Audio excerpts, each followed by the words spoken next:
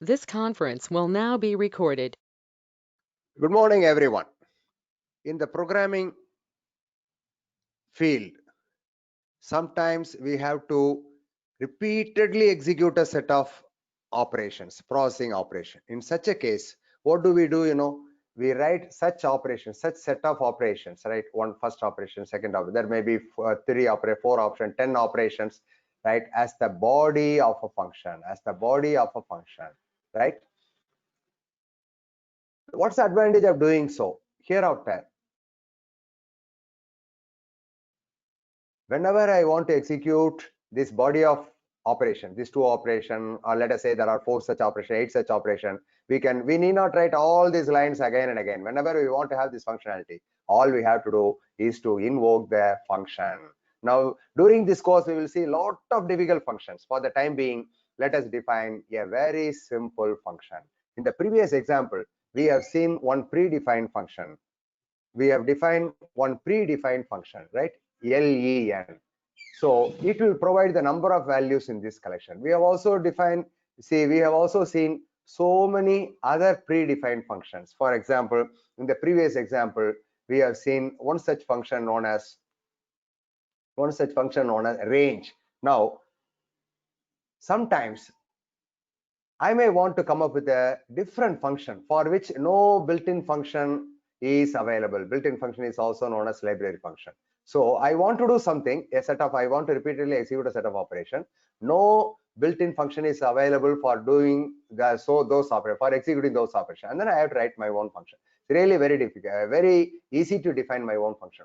See, DEF, the word DEF is a keyword. It is a shortened name for define. So the very moment the system sees this word, the keyword def, it knows Muthu wants to define a new function. This is known as user defined function. I am the user, I am defining this function, right? I can give any name. I can give the name multiply, or mult. I want to multiply to two values. So this is only a trivial example. Now when I say, well, for what purpose I am writing this function? To multiply two values. So, and then I have to provide those two values. And they will be multiplied, and the product will be stored, and it will be returned. Now, once I define this function, I can make use of it. How do I make use of it? All I have to do is to mention the name of the function along with the values to be passed. So when the control comes over here, see, the control will be moved to this place, because here is where the definition is given. At the time of moving, this 20 will be moved to A and 10 will be assigned to B.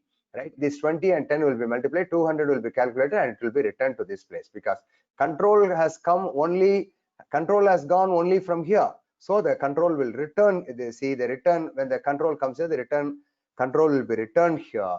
And what do you get? You get 200 as answer. It will be stored over here. Now at the time of execution, I will explain once again. Now what I am going to do, in order to save time, I have already typed it. I will copy it, and then I am going to use it in Google Colab.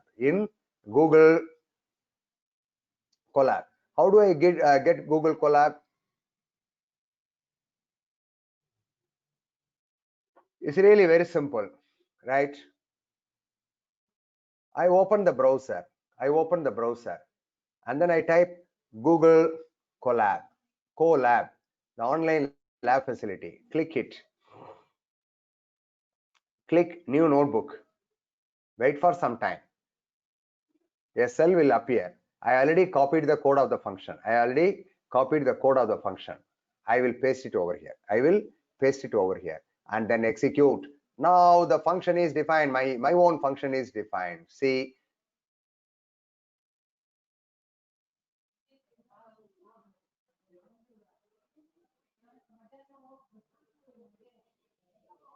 now I click, right?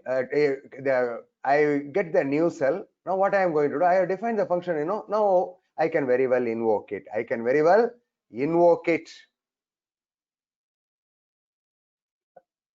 Now let me give some space so that your understanding is very easier. Please see how a function is defined. I already explained. So this will form the body of the function. Okay.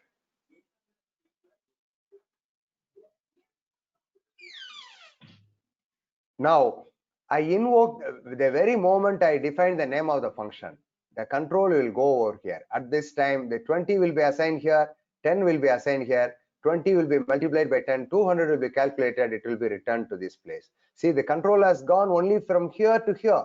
So when you say return, the value will be returned only to the place from where her control has gone. So that is how you get 200. Let me execute, I will get 200. Now let me make some change. Let me put 100, I execute once again, I will get 2000 as answer. How come I get 200? 2000 as answer. Once again, control will see I am mentioning the name of the function, so the control will go over. So only here the definition is found.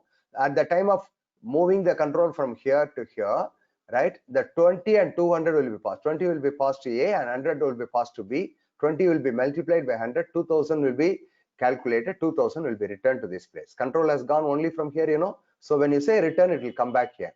And you know the right hand side value will be always stored in the left hand side variable. Now that is how you get 2000. So we have learned how to define a function, how to make use of it. Thank you.